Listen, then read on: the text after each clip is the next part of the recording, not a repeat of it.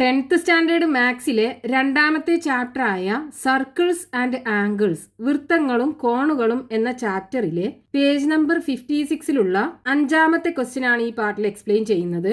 In the first picture below an equilateral triangle is drawn with vertices on a circle and two of its vertices are joined to a point on the circle. In the second picture, a square is drawn with vertices on a circle and two of its vertices are joined to a point on the circle. In each picture, calculate the angle marked. അതായത് ഫസ്റ്റത്തെ ഫിഗറിൽ ഇതൊരു equilateral triangle ആണ്, അതായത് സമഭുജ ത്രികോണം. അതിൻ്റെ രണ്ട് vertex നിന്നും സർക്കിളിലുള്ള ഒരു പോയിന്റിലേക്ക് ജോയിൻ ചെയ്ത് ഇവിടെ ഒരു ആംഗിൾ ഫോം ചെയ്തിട്ടുണ്ട്. ഈ ആംഗിൾ നമുക്ക് കണ്ടുപിടിക്കണം. ഇനി ഈ ഫിഗറിൽ ഈ സർക്കിളിൻ്റെ അകത്ത് വരച്ചിട്ടുള്ളത് ഒരു സ്ക്വയർ ആണ്, അതായത് ഒരു സമചതുരം. ഇതിൻ്റെ രണ്ട് വെർട്ടെക്സ് നിന്നും സർക്കിളിലുള്ള ഒരു പോയിന്റിലേക്ക് ജോയിൻ ചെയ്ത് ഇവിടെയും ഒരു ആംഗിൾ ഫോം ചെയ്യിച്ചിട്ടുണ്ട്. ഈ ആംഗിൾ നമുക്ക് കണ്ടുപിടിക്കണം. അപ്പോൾ നമുക്കിവിടെ ക്വസ്റ്റ്യനകത്ത് തന്നിട്ടുള്ളത് ഇതൊരു ഈക്വലാറ്ററൽ ട്രയാങ്കിൾ ആണ്. ഈക്വലാറ്ററൽ ട്രയാങ്കിൾ എന്ന് പറഞ്ഞാൽ മൂന്ന് സൈഡും ഈക്വൽ ആയിട്ടുള്ള ട്രയാങ്കിൾ. നമുക്ക് ഈ ഫിഗർ സർക്കിളിൽ മീറ്റ് ചെയ്യുന്ന എല്ലാ പോയിന്റിനും പേര് കൊടുക്കാം. A, B, C, D. ഒരു ഈക്വലാറ്ററൽ ട്രയാങ്കിളിൻ്റെ മൂന്ന് ആംഗിൾസും ഈക്വൽ ആണല്ലോ. ഓരോ ആംഗിളും 60 ഡിഗ്രി ആണ് ഉണ്ടാവുക. അപ്പോൾ ഇവിടെ ഉണ്ടാവുന്ന ആംഗിൾ എത്ര ഉണ്ടാവും? 60 ഡിഗ്രി. ഇനി നമുക്ക് ക്വസ്റ്റ്യനകത്ത് ഈ ആംഗിളാണ് കണ്ടുപിടിക്കാൻ പറഞ്ഞിട്ടുള്ളത്. ഇനി ഇവിടെ നോക്കൂ, നമ്മൾ ഈ quadrilateral A B C D എടുക്കുകയാണെന്നുണ്ടെങ്കിൽ ഇതൊരു സൈക്ലിക് ക്വാഡ്രിലാറ്ററൽ അല്ലേ?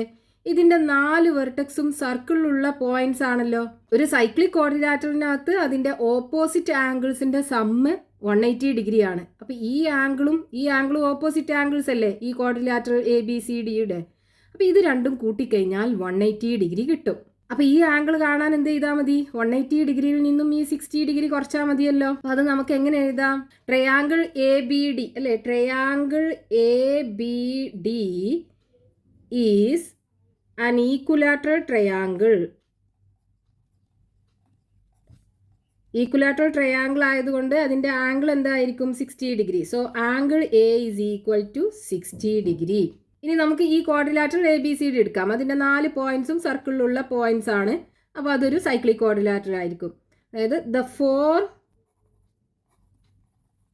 Vertices of quadrilateral ABCD is a point on the circle.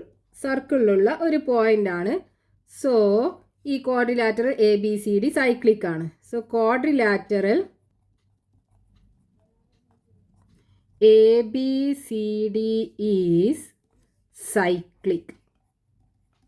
ഇനി സൈക്ലിക് ക്വാഡ്രിലാറ്ററലിനകത്ത് അതിൻ്റെ ഓപ്പോസിറ്റ് ആംഗിൾസിൻ്റെ സമ്മ് 180 ഡിഗ്രിയാണ്. അപ്പോൾ angle A plus angle C is equal to 180 degree. Reason എന്ത് ചെയ്താൽ sum of opposite angles of cyclic quadrilateral is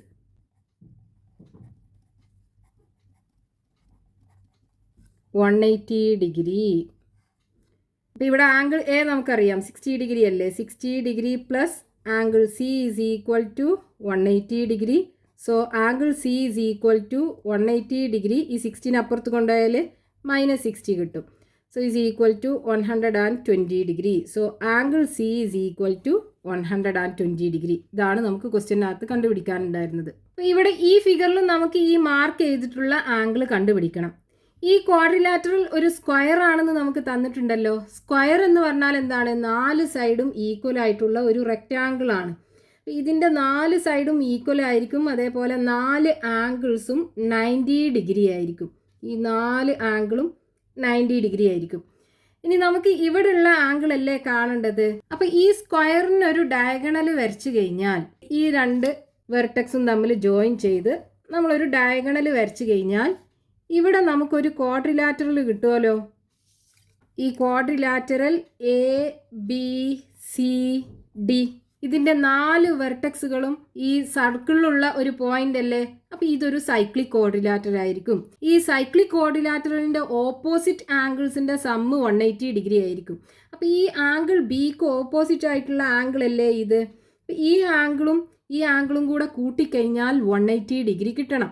ഇവിടുത്തെ angle കിട്ടിക്കഴിഞ്ഞാൽ 180 ഡിഗ്രിയിൽ നിന്നും ഈ ആംഗിൾ കുറച്ചാൽ നമുക്ക് ഈ ആംഗിൾ ബി കിട്ടുമല്ലോ. അപ്പോൾ ഇവിടുത്തെ ആംഗിൾ നമുക്ക് എങ്ങനെ കണ്ടുപിടിക്കാം? ഇതൊരു സ്ക്വയർ അല്ലേ. സ്ക്വയറിൻ്റെ ഡയഗണൽ ഈ ആംഗിളിനെ ബൈസെക്റ്റ് ചെയ്യും. അതായത് ഇവിടെ ടോട്ടൽ 90 ഡിഗ്രിയാണ്.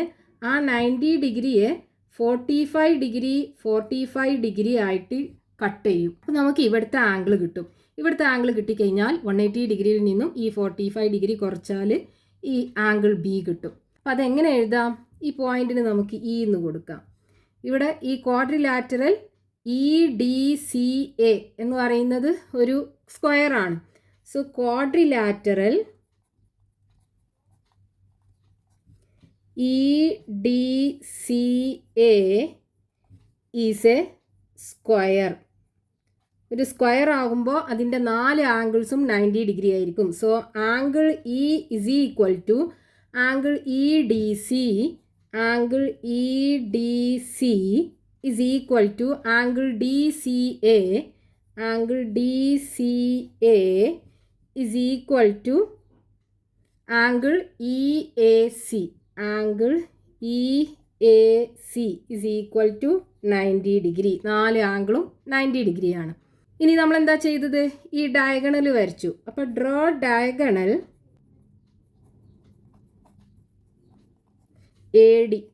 AD എന്നുള്ള ഡയഗണൽ വരച്ചു. അപ്പോൾ ഈ AD എന്ത് ചെയ്യും? ഈ ആംഗിൾ EDCയെ ബൈസെക്റ്റ് ചെയ്യുമല്ലോ. So AD bisect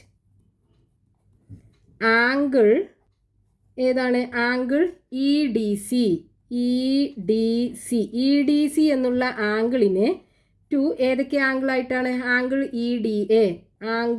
EDA and angle ADC രണ്ടും ഈക്വൽ ആയിട്ടുള്ള ആംഗിൾ ആക്കിയിട്ട് ഡിവൈഡ് ചെയ്യും. അപ്പോൾ angle EDA is equal to angle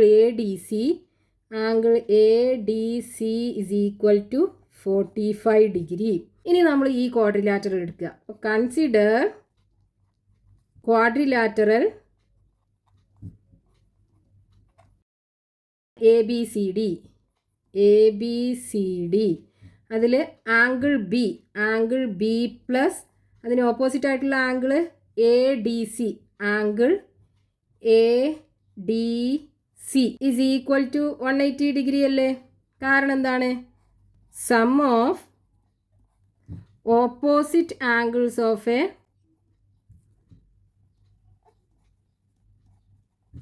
cyclic quadrilateral is